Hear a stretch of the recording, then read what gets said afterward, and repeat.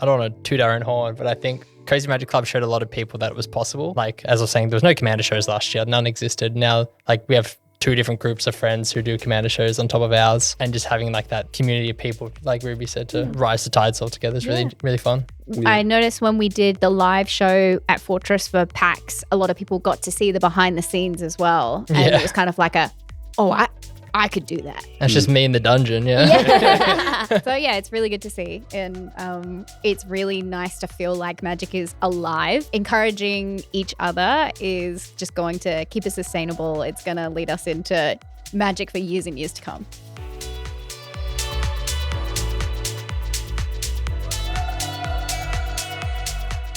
Hi, everyone. My name is Darcy. Welcome back to the Palms Off Gaming podcast, the podcast. Today, we're joined by 2 very, very special guests. We've got Rubee and Cassa from the Cozy Magic Club. Hi. Hello. Rubee and Cassa create a really, really awesome podcast and other content as well surrounding Magic, and specifically Commander. So would you like to tell everybody about what you do? Oh, okay.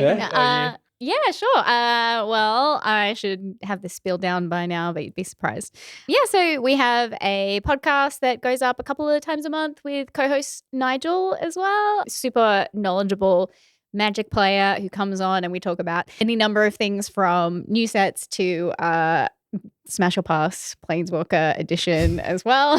You get the whole range there. We do Cozy Magic Show, which is mainly Commander show. So we do that at Fortress Melbourne, and we have a couple of really big ones coming up as well. Oh gosh. Oh yeah. Yeah.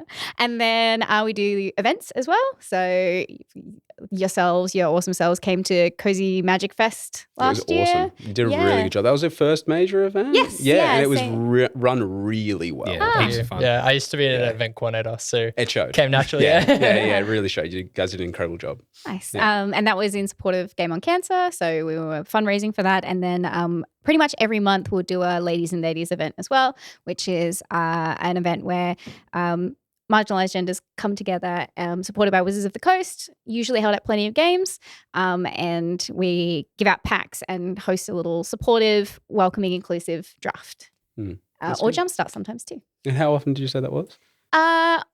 Well, we aim for every month. Yep. The first one will be on International Women's Day in March. Yep. And is that sort of publicly accessible? Or? Yes, yeah. So tickets are live now even for it. We've got some more graphics. Where can they find the tickets? We can find the tickets on the Eventbrite, which will be shared on our Twitter or in our Discord. Discord is probably the best place that you can find all that info. And then we also do there's a lot of discussion in there. You can influence our podcast questions too. That's cool. Yeah, heathens. I can imagine the sort of stuff you might have to filter through, which is pretty good. So you guys had a massive 10 months. You sort of just almost popped up out of nowhere and just started crushing it. Really just knew what you were doing by the looks of it. And obviously you do with the event organizing. And Jacob was telling me that you used to stream on Twitch as well. Is that correct? Yeah. So I don't stream as much as I used to. I used to be full-time at one point. But I've been working with Wizards for years now. Sick. Cool. Yeah, pretty much before the pandemic, it was a Wizards event that I learned how to play Magic as well, back when I was living in Adelaide. Yep. And then they've just kind of kept me ever since, and I became obsessed. So, do you think that that's what helped also transition to getting a partnership with Cozy Magic Club to do sort of collaborative stuff with Wizards? I mean, everyone helps along the way. Correct, everyone that you meet, there's a lot of helpful, brilliant, talented people. So yeah, absolutely. It's a lot of who you know, where you've been. I've been in content for 10 years or something, full stop. So yeah, I've got a couple of really nice connections. Yeah, it's like the perfect team. So you got all content and stuff and event creation. It's come together production. Really well, and production. Yeah, so it's come together. It's almost like the perfect sort of combo. And it does show because you're on 2K subs already. It's 10 months. Yep. And the quality of the content, even when you started, the quality of the content was really high. Yeah. And it remains to be so to today as well. So, it's not just any content. It's high value quality content, which you can view obviously on YouTube. It would be so much effort to edit. Yeah. Oh yeah, it is. There's so much effort that goes into it. It's crazy. Yeah. That was just one of the things I think when we were creating Cozy Magic Club is we looked at a lot of the Magic the Gathering content and we saw that there isn't a lot of really high quality content in terms of like there are great shows, they're hilarious hosts, but when it comes to like the production quality, there's a very big gap between like the big dogs in like America and then like everyone else. So we kind of wanted to like bridge that gap. And then, yeah, we're very fortunate to be working with Fortress to produce the show. So we had access to pretty good equipment and Street, who's one of the producers there as well. So like Rubee said, we just had so many people helping us along the way. And then, we Well, this goes to show like the people behind it as well. Like you wouldn't get that far or have the connections like if you weren't a genuine person as well. Like typically you're only going to have those people. I'm going to cry on the podcast.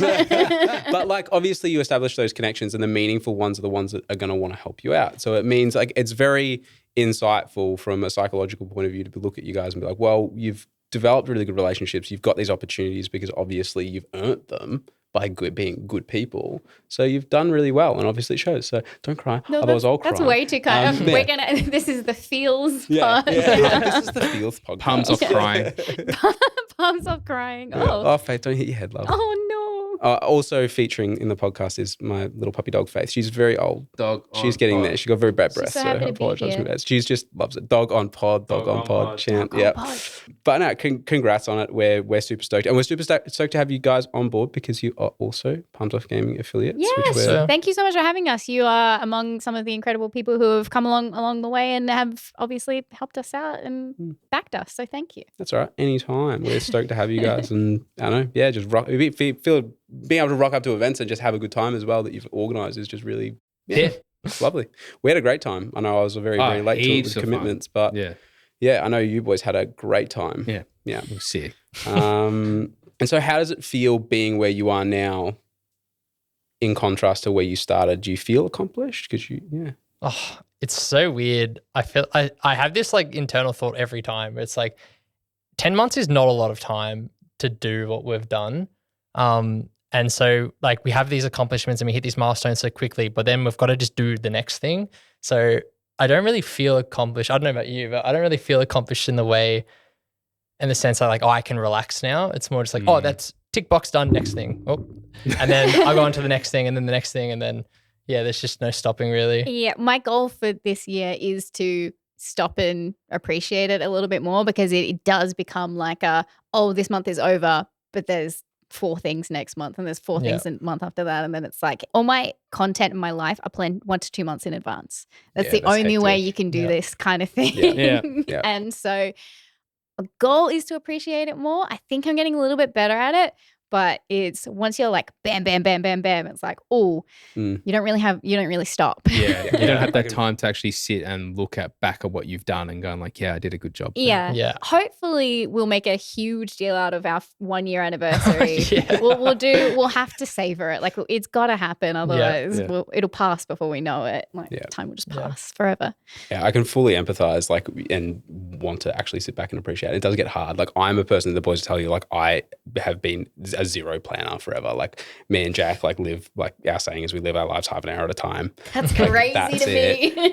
And now like I have to actually plan stuff on my schedule and that just does not work with my brain, but I have to do it. So just getting the habits of using like planning software and actually doing it is hard. But yeah, does a year, when you look back on it, like the last 10 months, does it feel very like full? Does it feel like a longer period of time to what it would have been in contrast? That's a good sign. I was actually reading a book the other day that says like, that just means that you've accomplished a hell of a lot of things and you're adding quality to your life because it's not monotonous and it's not boring. So it's never boring. It's never boring. So when you get older, you have heaps of good stuff to look back on. So it's really, really good for you guys.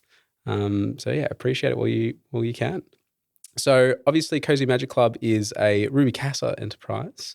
How did you guys meet? I know Cassa handles the recording, post-production, and you're the sort of primary host along with Nigel, of course.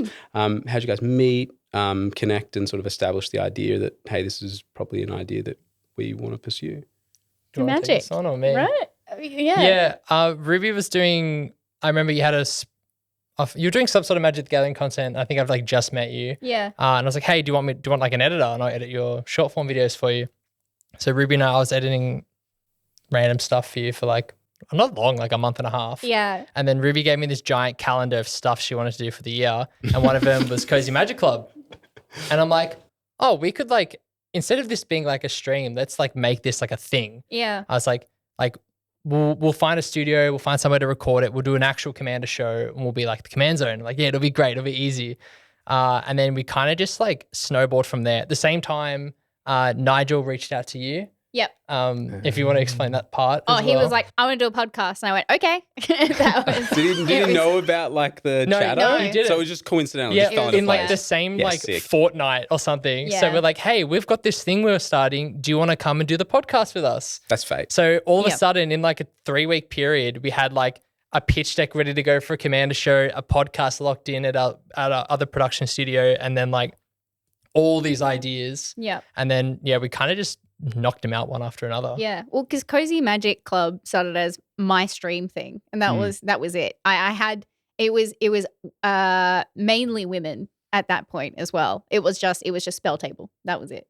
And then so to go from that to like Cassa being like, how about we make a show? Like, Yeah. And then okay. we did events Yeah. after that too. It's like, I love the energy. well, I was teaching Magic at DreamHack with Fortress. And then one of the bosses were there and they were like, we'd love to talk to you about doing magic things. And I went, I'd love to talk to you about a show. Yeah. And then, we just got lucky with people being like, yes, on Yeah. board with Because that. I worked there at Fortress for 2.5 years doing their events. So Yeah, the team right. there is relatively small in comparison to like what they do. So it was very easy to just chuck a few DMs out, and then we had that chat at DreamHack, and then everything moved a lot more smoothly than it would have if we just like didn't know anyone. Totally, yeah. And then luckily our first few episodes got a lot of traction, and we very much hit the market at a good time where like nobody locally was doing what we were doing. Like no one cared about Magic the Gathering outside of like a very small, what I would say like select group of people. And now Magic the Gathering, I think in the last 10 months has exploded. After like, because I only started playing 2 years ago. So like after Lord of the Rings, that was a massive one. And then last year, so many new players. Universes Beyond has done a lot. Oh, for, yeah. Yeah, Huge. so, I mean that's what wrote me in. Like Yeah. I was just like, this is too much for me. Like I can't read. Like, this is like a paragraph on a card sort of thing.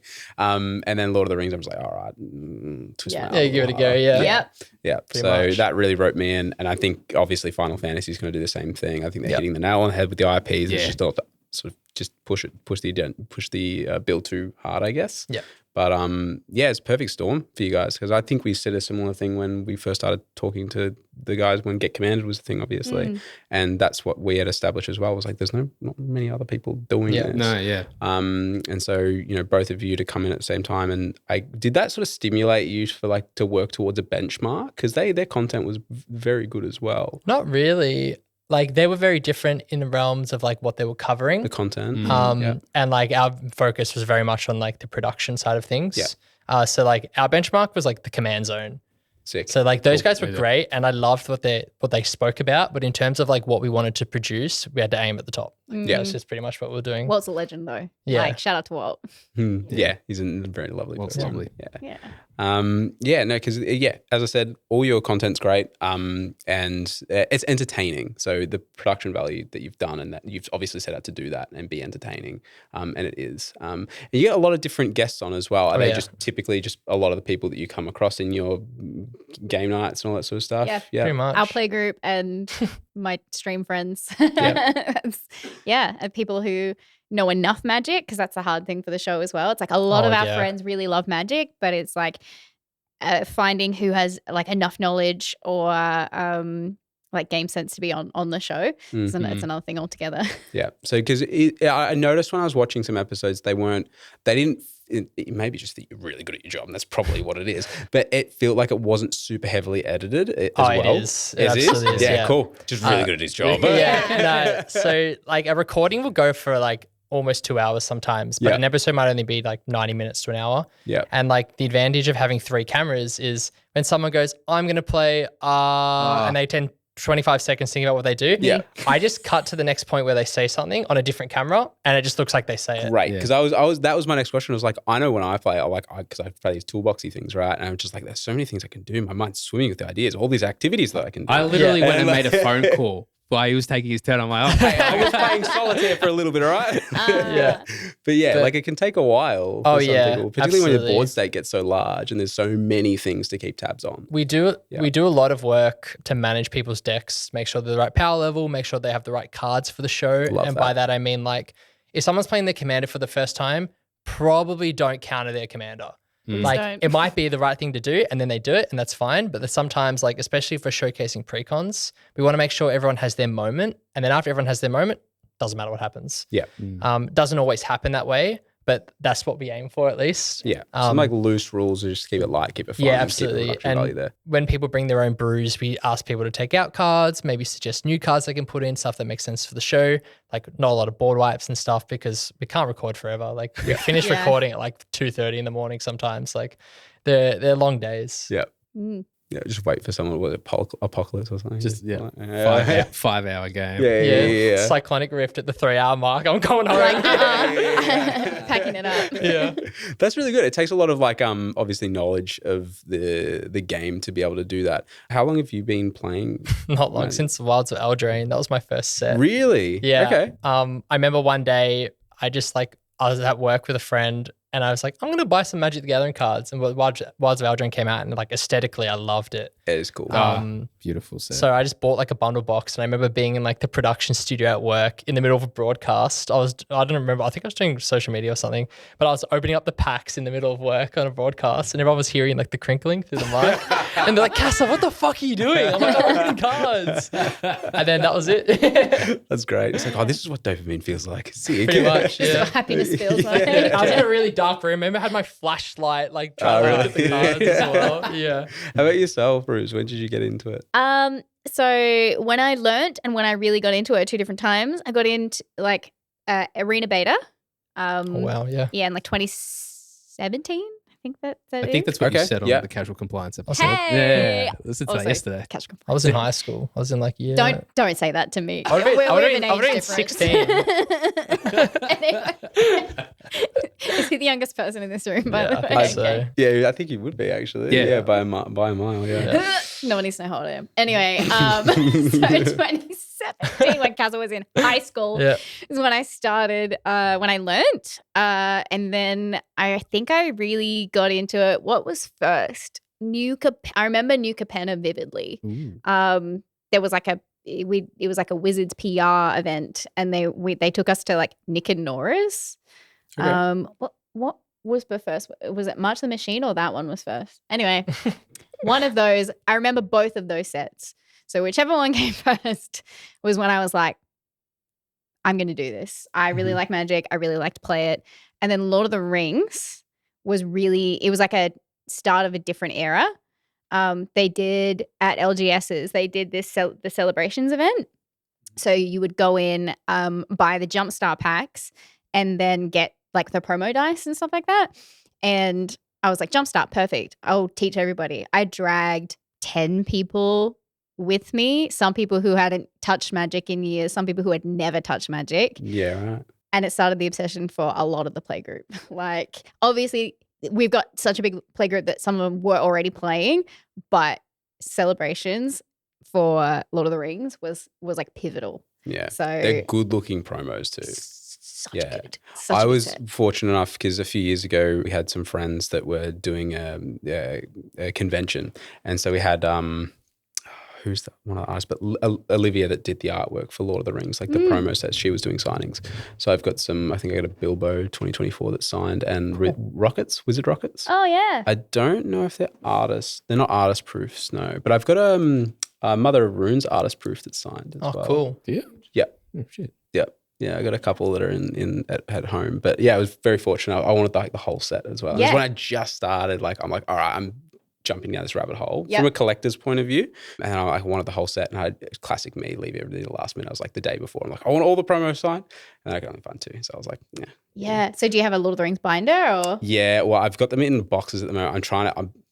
I think a master set's over my head, but like I've tried. I've got like a lot. I got a bunch of the poster foils from the second one. Okay. Oh, yeah. Yeah, Huge. the regulars and the foils. I got a Sauron non-foil recently. Glamdring foil recently. I'm talking to someone about a serialized Sol Ring. So Good luck. One of the what, dwarven, elven? Dwarven. Yeah. Yeah. So not elven. There is an elven one, but it's not serialized. But Right. I don't know about that. Like, They're I don't. still expensive, those ones. Yeah. They are. Yeah. So I had very fortunate pulls for Magic before I think it was a sign for me to start playing it. Even when we had Jordan Dunbar from Starbound, which you guys know, I didn't even play. So he was like, I'm really into it. I'm like, oh, I've got this. He's like, you got an Orcish Bowmaster and this and that. I'm like, you can take it if you want. It's if you, I got it's 2 copies of it, so you can take it and play with it if you want. So he took that, and then I think on the potty I pulled a doubling season as well. So hopefully get some of that luck today. Yeah, you can open our packs from here. give her up a good luck, but no, it really got me into it. So my collection is, even if I did the master set right, it's going to be bigger than our mega capacity binders, because if you do all the printings, like the regular, the foil, then the scroll foils, 2 mega binders. Literally, it's just crazy. But I started trying to get all the realms and relics. That's what I started with predominantly, was the realms and relics, particularly the surges, because they're very hard to get. The surges are hard. Yeah. Very hard. So I think I got all the little ones out of the way, and then I have recently had to pull the trigger on the balance tomb surge recently, which was just a painful point to. I just had to sell other stuff. Like sell other Pokemon stuff because I don't collect Pokemon anymore. So I'm about to do the same. I collected Pokemon at some point, and now I need money. I need magic money. I'm just trading it in for something else. Yeah. Did you try to do a collection for it as well, or not really? For Lord of the Rings, yes. How did you go in with your collection? Oh yeah, look, I there's so many sets. Yeah, like it doesn't stop moving. The machine doesn't end. So I think I'm going to lower my scope for a little bit, and I want all the panoramic ones. There's two or 3. Obviously, one of them comes with the bundle or whatever, and you get the all 4 of them. Yeah, I want to collect those, and then I will see how I go, because they're not printing anymore. So Lord of the Rings, their licenses run ended out this year. Yeah, so damn, that's why I'm kind of like, I really regret not collecting in that exact moment, but I'm such a procrastinator, and it is. That's literally what happened to me. I told my you the exact same thing. Yeah. It's I just, as soon as you see the graphs and stuff on TCG Play, for example, you just see end of the year just goes up. Yeah. So it's just a bit painful to see. So it's like, I got so much to fill. Yep. But yeah. Do you have a favorite set, Cassa? Oh, favorite set. I think I really liked Ravnica Remastered. Yeah. I loved all the retro foils they did. And I went hunting for serialized for so long. I reckon I opened up 2 boxes of Collector Ravnica Remastered, got nothing. But I just love that set, like aesthetically. It's like, it's not like dark fantasy, but it's like, I don't know, it's nice. I don't know. The lands, the stained glass lands are some of my favorites. They're really nice. I like that. And I like Wilds of Eldraine. Just like anything like dark fantasy. Special place in your heart as well. Yeah, for sure. Well, yes, it was your first set, right? Mm-hmm. Yeah. Holds it very, very dearly. And it's safe to say Lord of the Rings your favorite set. Oh, what about Bloomburrow? I think Bloomburrow was really special as well. And I really like March of the Machines. I like that. Really? Yeah. I like feel Phyrexia. like that's an interesting one. I reckon. Yeah? Yeah, I don't know. Everybody's big on Bloomburrow at the moment. Like, I feel like that's a really common answer. Bloomburrow was easy to learn, easy to teach, and that's what and it was obviously really cute. Yeah. And I collect the entire main set, not the the promos and the full art and everything. So I did collect. That's probably the set I've collected the most of. Yeah. I feel like they're my favorite arts from Bloomburrow. Yeah. All right, I think we've waited long enough, because you guys usually open packs at the start of your potties, your episodes. So we're doing it in the middle. So we're about halfway now. So we're going to start opening them now. And you guys get first pick. Thank you, Jacob. Oh, that's you guys may do you want to pick guess? first. You want to pick? this one. Okay, I'll pick this one. Screaming Nemesis is in here. Thank you. Oh, Screaming Nemesis. Yes. All right. I've still got a Screaming I'm gonna Nemesis get for you. For me, yeah. I need one for a mono red deck. Yeah, I was watching the Color Wheel episode you did with Nigel, and you mentioned that you liked red. That was your favorite. I like red. What is your favorite? I play black. Yeah. Yeah, and any variation of black. Yeah, my boy. Now, which way is it? If the token's at the front, then it'll be the foil and the red. Oh, you got to go from the back if you want to go from the commons then. Okay. Does that make sense? How many? it's 2 or 3. I don't know. You're going to go from the back? I'm going to go from the back, like this way. Oh, okay. All right, cool. We'll just go from the back. Are we reading them out or are we just doing it? Yeah. Yeah, we have no plan, camera, so I reckon maybe just the hits because it might be taking a heap of time or any playables. Piranha Fly, oh my god, I've got so many of them. Oh, I got a mythic special guest. Sick. Wow, look at that. Nice. Whoa, that is awesome. Insidious Look at that one. Fungus. Another room. Got Chainsaw as my red. Agony, Okay. nice. All right. I think that's it. Oh, and a rare. Photographer. Look at that. Oh, okay. I got one of the face commanders, Zimone, too. all questioning. Sick. The prime number Oh, girly. the prime number one. Prime yeah. number girly over here. She's smart. I She's think smart as that's- heck. What else we got? Look at that. And, Sick. oh, that looks. No That's a screwing up system. Look at that. That one's nice. good pull. Good pull. Yeah. Can't complain. I Hell liked yeah. Dustmorn. Dustmore was a really good set. Nick loved Dustmore. I reckon I drafted spiky. 3 or 4 boxes of Duskmorn. Yeah. I played so much draft. Yeah, me too. I really enjoy it. Like that's probably those darker sets. I guess as a black player, you probably really enjoy it as well because it's got those dark themes. Yeah, to and it was Yeah. so fun to play limited. Like all the archetypes were really good, and like Manifest Dread was fun, and even like Manifest Dread, honestly, like all of them. It was just fun. Yeah. So on your show, you've collaborated with a lot of different creators, and we've already mentioned like Casual Compliance, After Hours, etc. So it seems like the local Magic scene is really, really building, and we touched on that before. Do you reckon that comes from their touching on Universes Beyond, just the community involvement, general more events happening post-COVID? Like, what's your take on it? Well, a lot of them loved Magic to begin with. Mhm. Gramps in Chile, for example, like Gramps is called Gramps for a reason, Yeah. has been into been Magic for around forever. as long as I've been alive or something like that.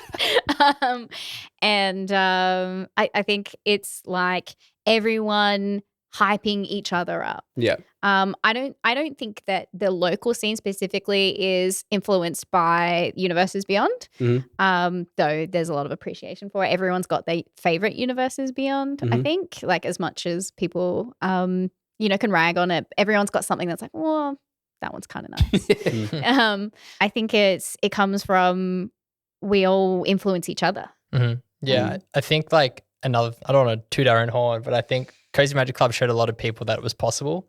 Like, as I was saying, there was no Commander shows last year. None existed. Now, like, we have 2 different groups of friends who do Commander shows on top of ours.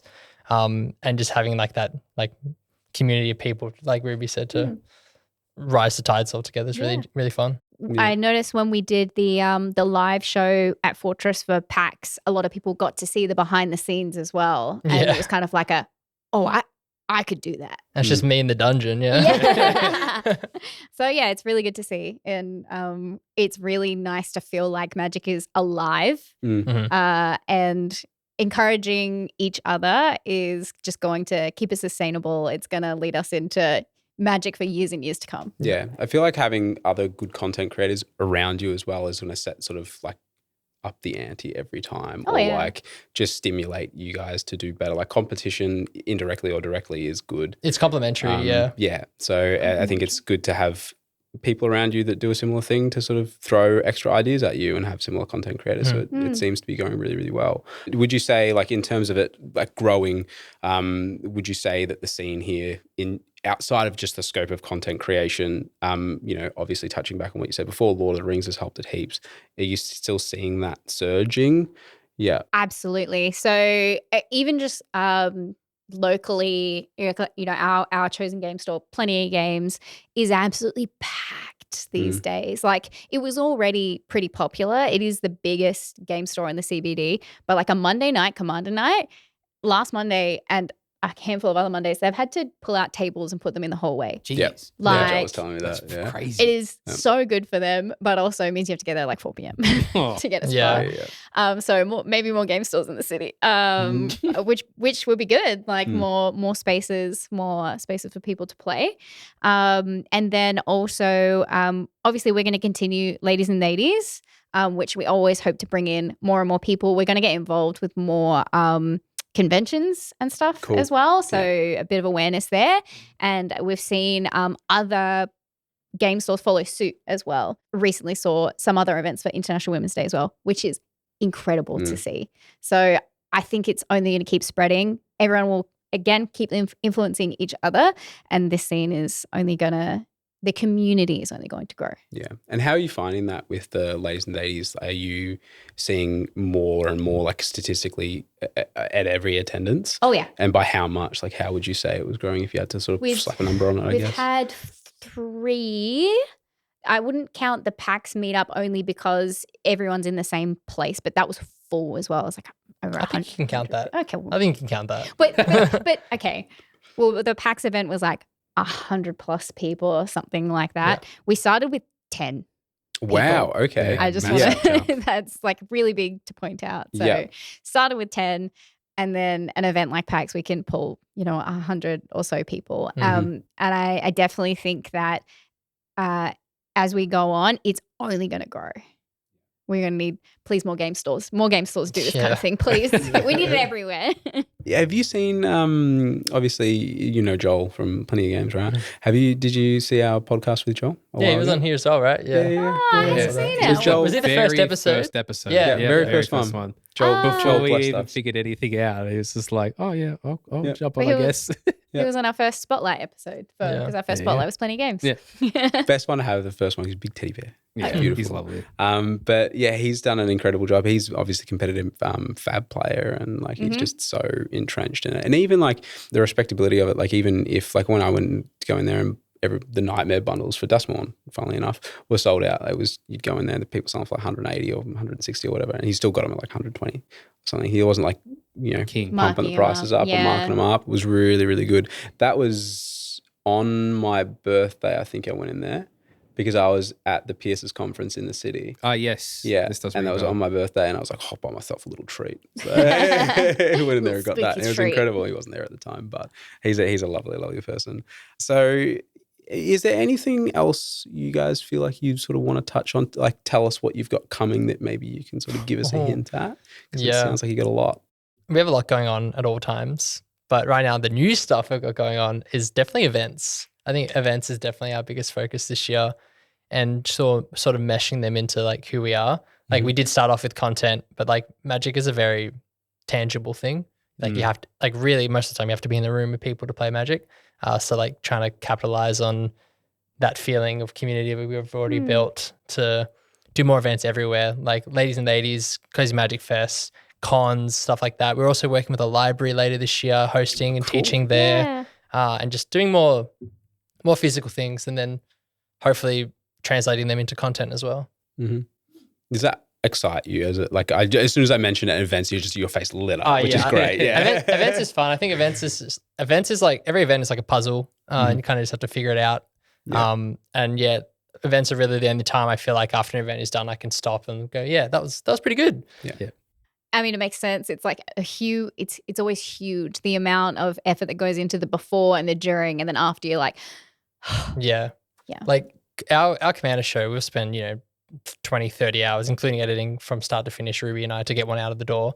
But like at the end of the day, we finish an episode and we just click publish, and then that's it. Whereas like Cozy Magic Fest, there's 140 people in a room going, good work. You know what I mean? It's a bit different. Yeah. And it's, I guess, that high for ages. Yeah. And it's a social like game as well. So like actually meeting people physically in person, doing an event, and just seeing the smiles on people's faces, I think would be really, really super rewarding. It's unreal. Yeah. And you guys did it for a fantastic cause. And you raised like what, 13 Gs or something like that? Almost 12, Almost 12, It was incredible. You guys did an amazing job. And it was so much fun. Yeah, I was blown away. Like I walked in, I was like, our first event, like, you don't expect it. It's not bad necessarily, but like getting a foot holding. But I walked in, I'm like, this is just done so impressively well. I would just gas you guys up the entire episode. It's well, fine. I mean, thank you for contributing as well. Obviously, Palms Off Gaming did a huge contribution to the charity as well. So thank you. That's all good. Yeah, we're happy to help out. It was for a good cause, run really well. Like we were. No hesitation about it. It was really cool. It was stoked for you guys. It just went so well. It felt like an established event. A lot of people really trusted us to just do it. You know what I mean? Like we did a live show during the event as well. So we're working with that was crazy. There was a lot going on. We were bumping learned a lot. Oh, man. We were bumping in the day before. It was like 35 degrees. It was boiling hot in that little space. So we had the show, and like Plenty of Games, like we really did we came to them with a decent brief, but like we didn't have anything to show them other than like, hey, we want to do this and we'll fill your space. We'll trust us. And they trusted us. Just give us the keys. Yeah. And like Game on Cancel was so hands off with us. So like you did whatever you want to do. It was like, yep, cool. And then we had so much support from everyone that people just all of our friends as well who came and volunteered. Made a huge difference. Yeah. For anybody watching or listening, like it was, you walked in, there was like stalls, people were playing everywhere. It was absolutely packed. I did not see a single frown in there from when I was there. Like it was great. And just prizes as well, right? Oh yeah, heaps so much of prizes. Yeah, Ravina Kai and Alex Stone gave us a bunch of artist proofs. Yeah, it was really high value prizing, and like it was just for a good cause. And just the vibe, the atmosphere was great. So if you would like to come to an event and feel welcome and just almost feel at home immediately, like one of these events is definitely the place for you. Anything you sort of want to recap on, like what else you added in there, like the stalls, like how you picked the stalls and we had Winter Wormling. I don't know how we just reached out to them on Instagram, didn't we? No. So Winter Wormling, I actually had met a couple of times and chatted with them at in artist alleys. So I saw them at several events first. And DreamHack, I bought some stuff from them as well. And then what was it? They did an artist alley at Fortress, and I had a conversation with them then. Yeah. And then found out, through the Fortress Artist Alley, we had mutual friends from there, and then the lovely ladies of Winter Wormling came to a Ladies and Ladies event. And then from then, everyone learned how to play Magic, and we're like, so we've got a big event. Would you like to have a stall? Absolutely. So building those connections I was talking about before. Lovely. Yeah. Just randomly as well. Like I just like meeting people at other events that you have no stock in. Yeah. Like just talking to people. That's how we got the library gig. That's how we got the library gig. That was also a Ladies and Ladies attendee. Which library is it? Like that you're doing? I think it's in St Kilda. Yeah, Port Phillip. Something like that. Yeah. That's cool. And you're saying there's another event coming up for the library? It'll be pretty small scale. I think we're kind of intruding on their own event, but they want us to come and teach Magic the Gathering, so we'll try to get a bit of our community. Take all our decks and everything, let people learn them out. Yeah. You get those people trying to read and like, no, another board wipe. Get them started, get them on Armageddon real early. Yeah. It's like, don't worry about reading the book. I got a book right here. It's just in 100 pages. So like thanks for coming on. I really appreciate it. We all really appreciate it for trekking the way out there. It's been great. It's good to see obviously fresh faces doing new things. So any last chances to plug anything, sell yourself, say whatever you need to say. Please follow us on YouTube first and foremost. Cozy Magic Club with a Z, the Americanized spelling. Don't ask questions. Come to one of our events. Come to Ladies and Ladies. Catch us at Supernova. Catch us at TGX. Catch us at PAX at the end of the year. We're going to be annoying and everywhere. So please come and see us and play some Magic. Anything else, Cassa? I think that's everything. Yeah. Sweet. Thanks for coming on the podcast. And if you need to get any of your accessories, obviously palmsoftgaming.com.au. However, I would also promote you guys first and foremost to shop at your local LGS like Plenty of Games or any of our other stockists, because they are the ones that do hold these events and help hold these events. So it doesn't matter if we sell it directly to you. We would rather you buy it through them because it means that we get to have all awesome events like the ones these guys make. So please do that. Legend. Thanks. Thank you.